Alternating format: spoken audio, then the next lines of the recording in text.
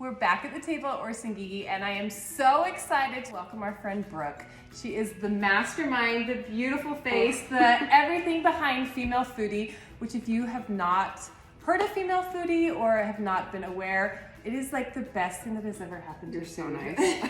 Thank you, Heather. Brooke has, how many people do you have working with you now?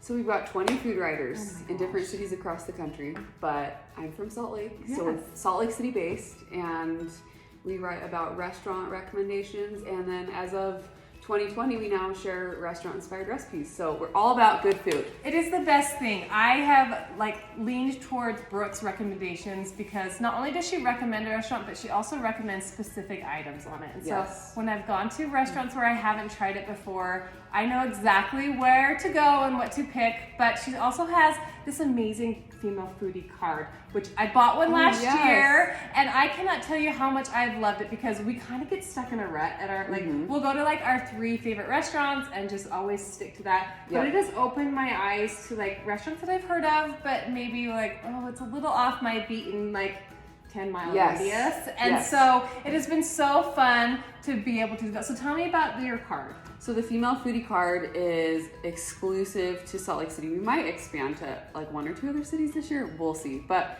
it's basically just special deals and discounts only available to the Female Foodie audience, and we only sell a certain amount of them, but it's just special deals to hand-picked places. So it's invite only.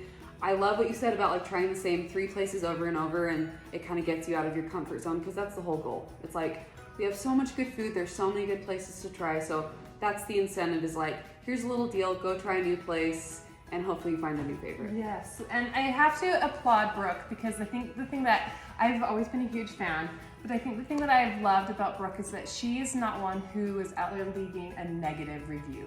Because I think food is such a polarizing thing. Something that you may like is going to be different than For sure. I would like. And so to put something out there negative about a restaurant or something that someone's put their heart and soul into can feel really personal to someone. And Yes. you have always done a great job of recommending the great things. And so I think I want to applaud you on that because I think it could go so quickly the other way of oh, don't do this because you know what I mean? Well, and it's easy. I can't tell you how many places I have gorgeous pictures of food and then I just didn't like it. So those places just go in the vault of they never get recommended.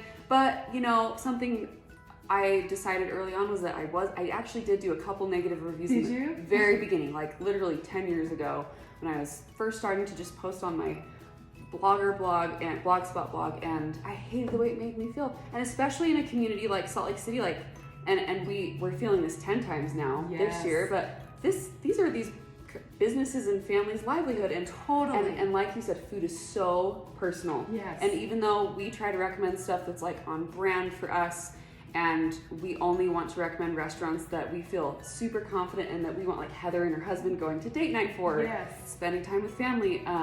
We also realize that it is subjective, and we Yes. all have different traditions and tastes. So that's kind of where You've that done comes an from. amazing job. And I think people can learn to rely on the quality and the consistency of the things that you are recommending. And so I think it's been so fun Oh, thanks. to see how you've adapted that into 2020, because with so much of it being based on going to the restaurants and doing these things, Brooke has taken her same view of recommending the restaurants, but then is sharing the recipes, which sometimes I'm how in the world did Brooke get them to share this?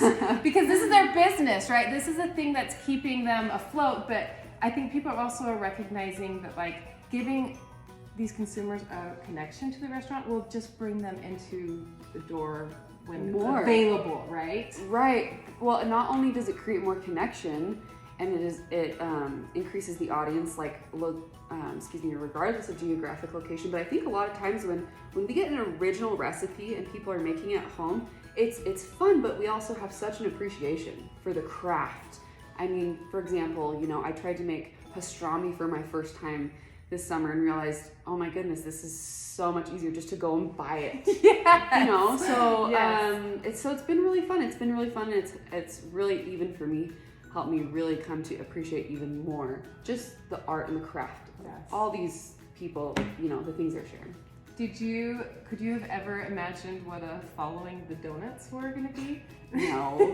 I feel Oh like my gosh. in the middle of like quarantine, we were getting hundreds and hundreds of calls like, when are your donut Really? cutters coming in? And I was like, you saw Brooke, didn't you? Oh my gosh. Yes, no, Heather's talking about the Windmill Village Bakery donuts in the middle of nowhere, Yeah. Montana. Yeah. One of the best donuts I've had. And so it was actually an adapted recipe that we worked on.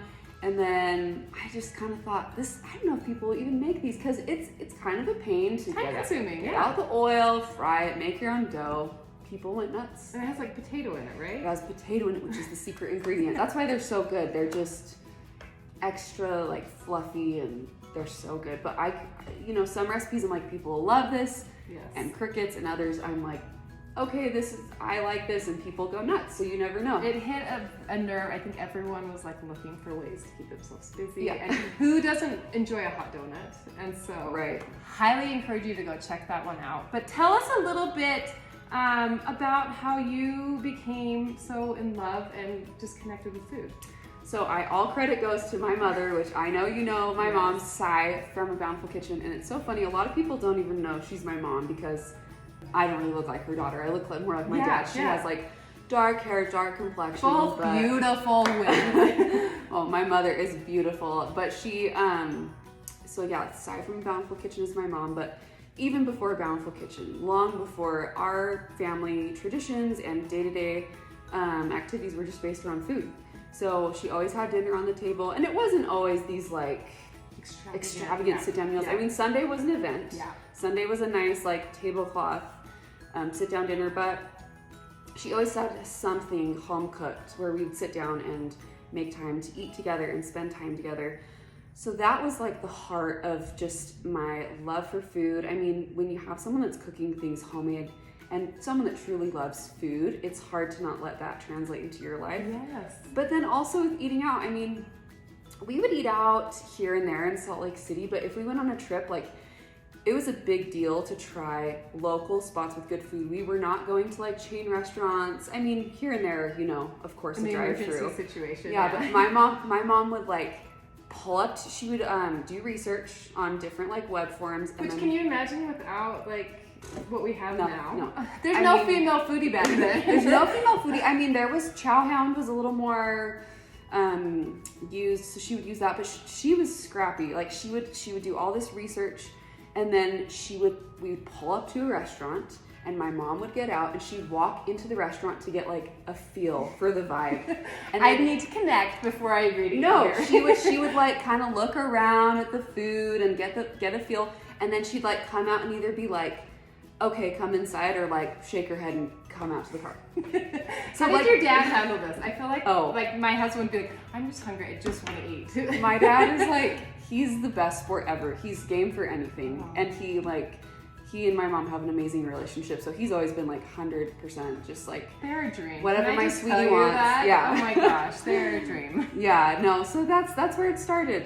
Just in my home, and then watching. My mom started a Bountiful Kitchen in 2008 after I moved to college. My sister and I had moved out. It was just the boys at home. Yeah. So she was like, what am I gonna do? So she then kind of took it to the next level with photography, and she's the one that taught me about getting great pictures. So anyway, that's the short and sweet version. Well, it's been so fun to see it all come about, because you can see your mom's hand in it, but also you've been able to give everything your own voice and just have fun with it. We love your mom here. She's been a part of our classes here. She's been a part of the extravaganza in past years. Yes. This is gonna be the silliest thing. Candace and I, my sister Candace, we would oftentimes, as we were like, how do we go about this? Because as we were trying to figure out our voice in this whole world of like food contributors and trying to find a way to connect with the people who are out there creating recipes, but also not stepping on their toes, because we realized that like we had to figure out what we could do. And we would oftentimes say to ourselves, well, what would Sai do? How would Sai handle this? Because when she is and even in a class, there's been times where someone would like mess something up, and she would just gracefully just like, all right, let's just change this, or we'll get you some new things and we'll figure this out, because she just had such a natural approach to everything that just made everyone feel so comfortable, and like the kitchen was just the best place for her. So I made this for Candace and she left it here, but we keep this on our desk. Oh my That god! it says be more like Sai, because like this is just something that like we just have to keep this in mind. So this is for you. Oh my gosh, that is Sorry, so sweet. But like this is, you know, it's just something like just remind, like just because I know your mom's not here right now, Yes. and you know it's just like just keep that in mind. That's how we truly believe that like so much of what we've done is just attributed to her approach to things. And so I love that. if the This world is so could be more sweet. like Sai, can you imagine how great the world would be? It would be so much better, and you don't even know how many times I ask myself this in a day, whether it's like cooking, marriage, children, Yes. coronavirus. Right. Be more like Sai. Be more like Sai. So Thank fun. you. So, I yes. love that so much. That is so sweet. So today we're going to be doing something that is very personal and like family driven. Yes. From your mom. So tell us what we're going to be making. Okay, so we are going to be making peanut butter balls, is what we call them. Okay. And this is a recipe that we've been making in our household during Christmas time for as long as I can remember. And it's a recipe that my grandmother, so my dad's mom and I believe his mom, introduced to the family. And it's so funny because this recipe has been like a part of my Christmas tradition for years and years. And not only till we started talking about this did I learn that this is actually how my mom was introduced to Orsingigi. Which is crazy. This was not like a thought of like, No. oh, let's find this connection. We just reached out to Brooke because I knew we needed to have her part of the extravaganza this year. And then as she's like, well, we do make these peanut butter balls at Christmas time. And then when she went to her mom's post, it was all about Orsingigi. All about we feel Orsingigi. like this was like full circle. Yeah, so I mean, and I talked to her too on the phone to get a refresher, but the story goes that when my parents got married, which I mean would have been like in the early 80s, I can't remember the exact year, but they made a lot of the food for their wedding. My mom and her sister-in-law and my grandmother, they all for weeks prepared making food. And one of the things they made was these peanut butter balls. And so she has vivid memories of coming to Orsingigi with my grandmother, her mother-in-law, who introduced her. And my mom talks about just being in heaven, seeing things in bulk and high quality ingredients and chocolate galore and just being smitten.